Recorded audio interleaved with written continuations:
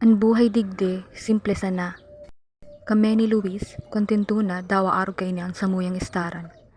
Ang paggibok ang abaniko, ang samuyang pangkabuhayan.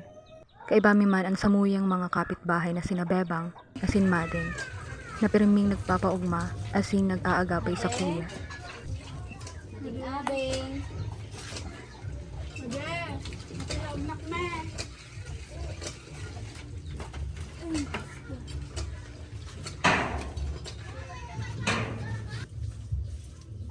Nag-abot na pala sa mga materialis na gigibuhon abaniko.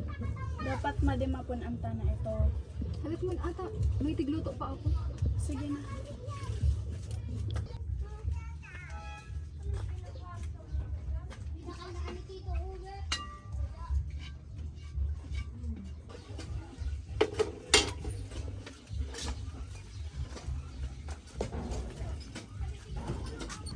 Kaipuhanta na pala matapos mga gigibuhon. Tadakol pa ang mga order.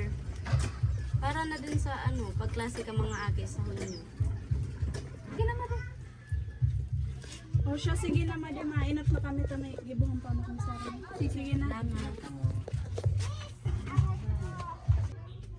Wala namang problema mo, Luis. Nahiling ko kaya tas bago si Kapitan. Ang sabi niya, mahali na kita digdi. Ha?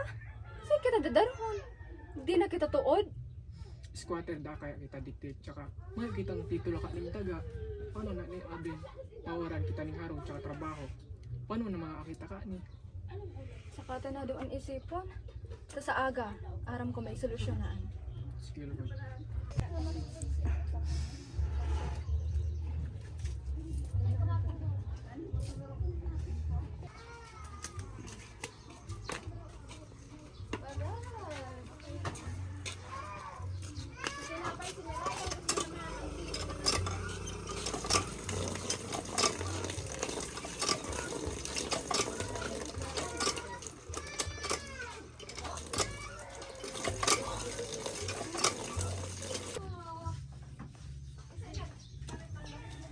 Aram kong takot siyang maghali kami sa lugar na ini.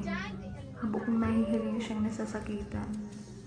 Ang abaniko, kayang magtaoning paros laban sa init kong panahon. Pero di kayang gibuhong magian ang gabat kong sa mong problema. Isipin din nagigibon abaniko? Ay kami po tabi, madam. Ano daw ako? Mapa-order ni 5,000 na pidas. Itong may burda ha, ipa-deliver nindo sa katapusan ng July para sa fiesta. Ay, pwede po sa August na lang. May pa po kayo kami pambakal ng materyales. Dahil pwede. Cash on delivery kita. May akong ika-down payment. Paano po, may pa po kami itong materyales. Abin, paano yan may kitang buo ng pambakan ng materialis? Paano kita makakaribo? Kami nang bahala.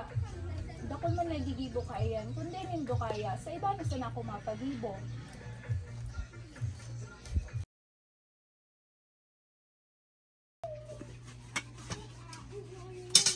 Hain na naman si Luis.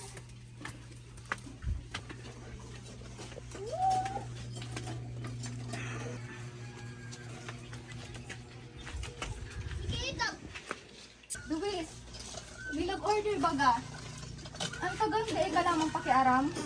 Kaya po ang taning kwat ng pambakan ng materyales. May nga ng kwarta. May nga ng trabaho niyan. Pwede maghanap ka. O kaya mag-utang ka. Para mo na bagang halang ka ang interes mo niyan. Tsaka, nagkuutang baga kita kay Sir Mero kas nagkahilang si Bunso. Pwede ano? Papalampasun ta na lang ine. Yun na ining chance ta. Eh di isang mo sa ate pa. Duman ka kumain ng kwarta. May ka talagang kwenta? Gabos na sana problema? Masahin ka! Umigdi ka!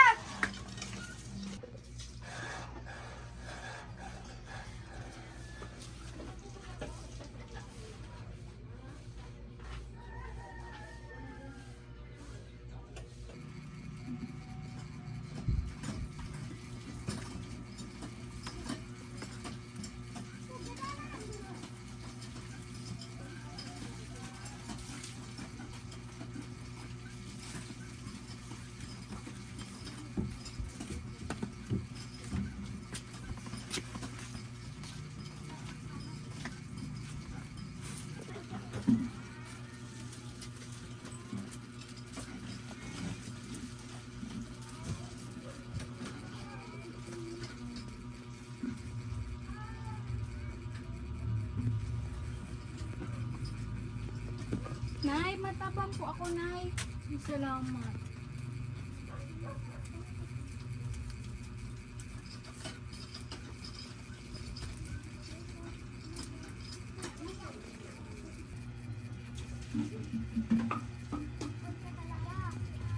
Ay, Nay, yan baga na isa ante, Nay. Ade. Adeng, matabang kami. Maambag na sana kami sa puhunan. Iyo, sabay-sabay tana ning gibuhon. Salamat mga magi. Mahiguson ang akum ko. Halos tigigibo niya kapos para sa pamilyame. Ako, puro isinumsan na ngani, puro reklamo pa.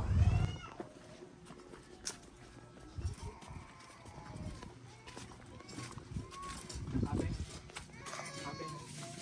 pasensya na ako sa bago, mainit lang ang pamayo ko sa bago. Ngayon, sweldo ko kaso na, hindi na lang pambayad sa materialis.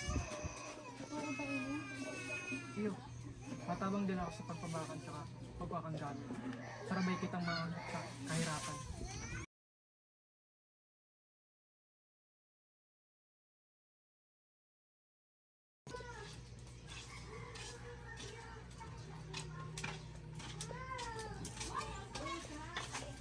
Tapos na si kinagibo kong aban ko. Ayun na po tabi, madam. Tapos naman po, gabos. Ipa-deliver me na lang po sa endo, madam. Sige. Inyong bayad. Buo yan. Salamat po. Hindi man mayaman sa salapi at pagmamahalan at pagsisikap, matutunan natin na ang buhay ay parang isang abaniko. Minsan ay mainit at mahirap, minsan ay mahangin at masaya, ngunit basta hawak mo ito ng mahigpit kasama ng iyong pamilya, tiyak na makakaraos ka rin sa anumang bagyo.